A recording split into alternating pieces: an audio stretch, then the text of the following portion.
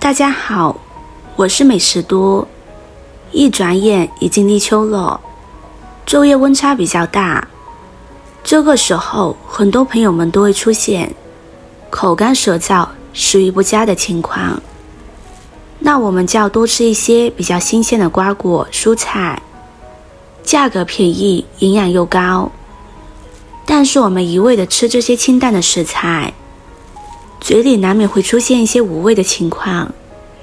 在这个时候，大家还是要多吃一些比较滋补的食材。我的奶奶已经80多岁了，老人家依然腿脚结实，记忆好，精气神十足。她吃黑豆的习惯已经有好几十年了。今天就把她黑豆常吃的做法分享给大家，一起跟着视频来看看是怎么做的吧。先准备适量的黑豆，将它清洗干净，再加入清水，把黑豆浸泡4个小时以上。将黑豆提前泡发，味道会更好，而且更容易熟。如果天气热的时候泡发黑豆，可以放在冰箱中，不然黑豆很容易发芽。黑豆清洗好之后，放到蒸锅中，将黑豆蒸熟。这个时间再来准备一把红枣。红枣是家家户户都少不了的干果，经常被用来煮粥、煲汤、制作甜品等。红彤彤的颜色，食欲满满，是很多朋友日常的小零食。在很多美食中加入红枣，有着很浓郁的枣味，吃起来真是一种享受。不过在吃红枣之前，一定要将它彻底的清洗干净。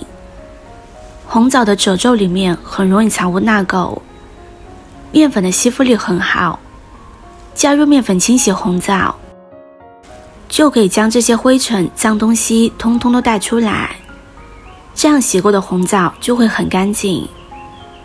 多换清水漂洗2次，把红枣漂洗干净。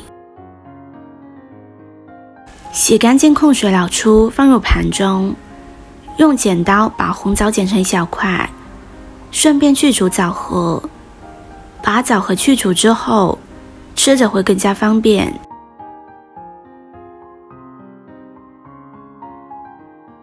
再把红枣剪成小丁，如果大家觉得用剪刀麻烦，也可以直接用刀切，但是不要切得太碎。全部剪好，先放在一旁备用。现在来看看黑豆已经蒸熟了，泡过的黑豆是比较容易蒸熟的。将它倒入大碗中，用称手的工具把黑豆压碎。朋友们、家人们，视频看到这里了，麻烦您动动您发财的小手，帮忙点一个免费的 like。 对您来说只是举手之劳，对我来说可以高兴的睡不着觉。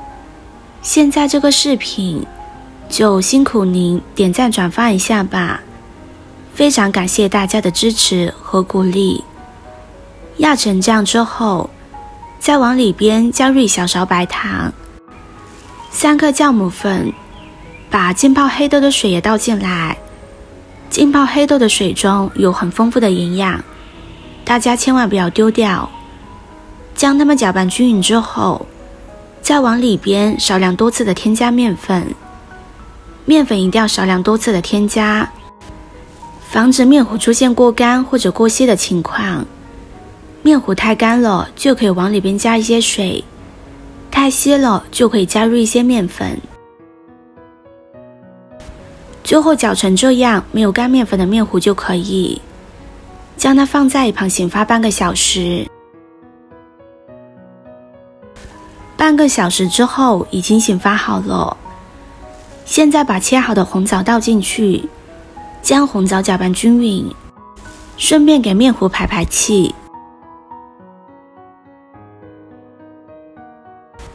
接着准备2个小碗，往里边加入适量的食用油，用刷子将它刷均匀，在碗底和四周都均匀地刷上一层食用油，这样方便脱模。接着将面糊倒入碗中，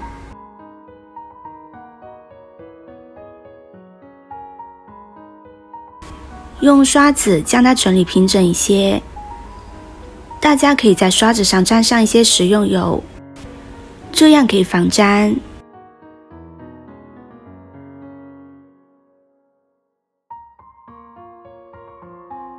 接着将面糊放入蒸锅中，先不要开火，盖上盖子，2次醒发8分钟。